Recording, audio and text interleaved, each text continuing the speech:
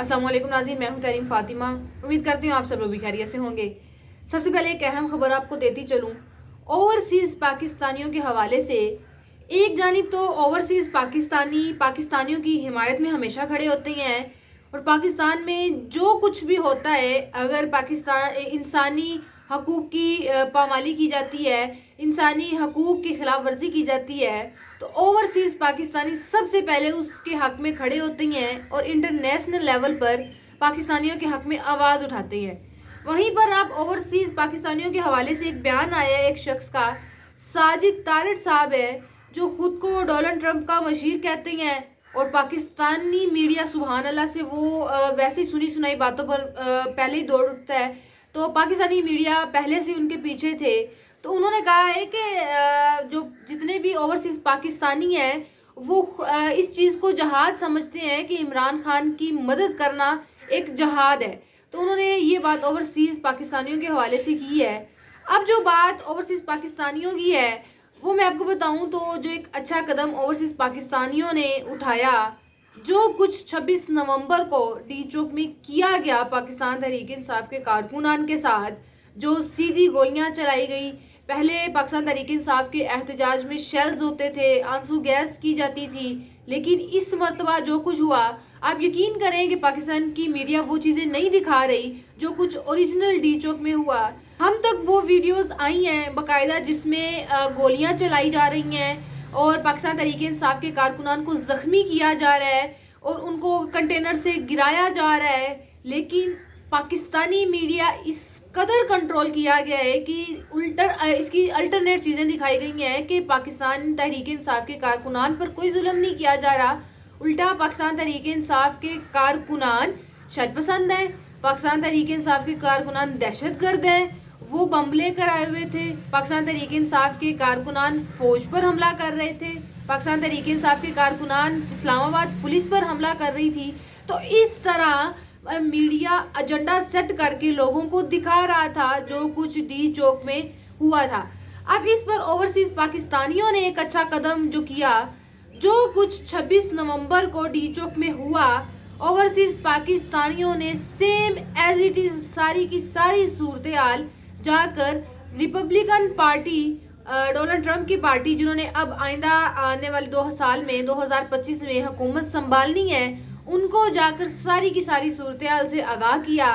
26 नवंबर पाकिस्तान में जब ये मामला हो चुका था, अभी अमेरिका में 26 नवंबर आनी थी, मतलब पाकिस्तान एक दिन आगे और अमेरिका में टाइम काफ़ी पीछे है। तो जब अमेरिका में 26 नवंबर हुई, वहाँ पर अमेरिकन जो पाकिस्तानी हैं, ओवरसीज़ पाकिस्तानी हैं, उन्होंने वहाँ पर जाकर ट्रंप की और उनकी जो एस्टेब्लिशमेंट के साथ मिलकर तफसीली मुलाकात की और सारी की सारी सूरत हाल से आगाह किया कि किस तरह पाकिस्तान में इंसानी हकूक़ की खिलाफ वर्जियाँ की जा रही हैं, अपने ही लोगों पर गोलियां चलाई जा रही हैं। उसके बाद अगले 48 से 72 घंटों के बाद ओवरसीज़ पाकिस्तानियों ने रिचर्ड ग्रैनल के साथ भी मुलाकात की, जो पिछले ही दिनों में आपको बड़े एक्टिव नज़र आए होंगे ट्विटर पर, सोशल मीडिया पर वो बड़े फेमस हुए थे। उन्होंने इमरान खान के हवाले से भी ट्वीट किया, जियो न्यूज़ को उन्होंने टैग किया। तो उसकी रीज़न पीछे यही थी, ओवरसीज़ पाकिस्तानियों ने उनके साथ जाकर मुलाकात की, तफसीली मुलाकात की और वो भी इस चीज़ को लेकर काफ़ी इंगेज थे। डोनाल्ड ट्रंप के मशीर के हैसियत से देखा जाए, उन्होंने वो जो ट्वीट्स किए और जो उनको फेम मिला इमरान खान के रिहाई के हवाले से जो उन्होंने ट्वीट किया, उसके अलावा भी वो इंसानी हकूक़ की खिलाफ वर्जियों पर पहले से भी बात करते रहे हैं।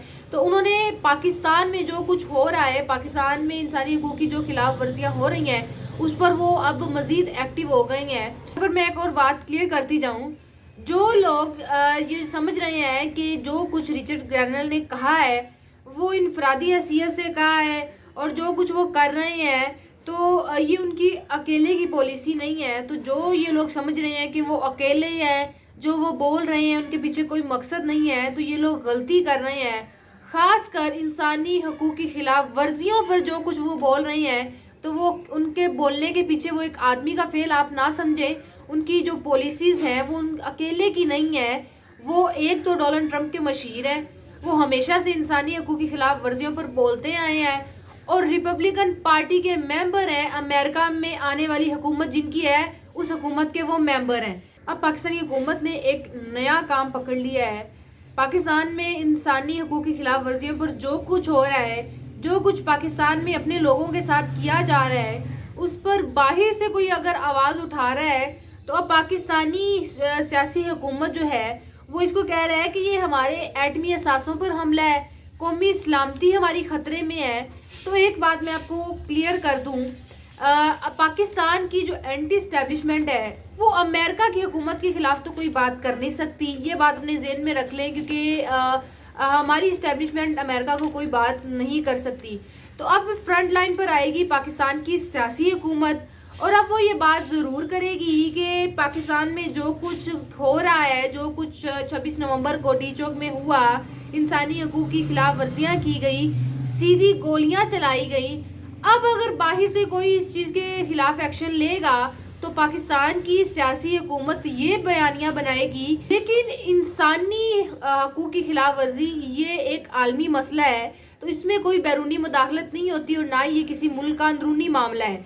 तो इस पर पाकिस्तानी सियासी हुकूमत अब ये ज़रूर करेगी। अब कोई बाहर से अगर कोई फॉर एग्जांपल अमेरिका इस पर बात करेगा तो पाकिस्तानी हुकूमत ये कहेगी, ये बयानियाँ खड़ेगी कि हमारी एटमी असासों पर हमला किया जा रहा है, कौमी सलामती हमारी ख़तरे में है।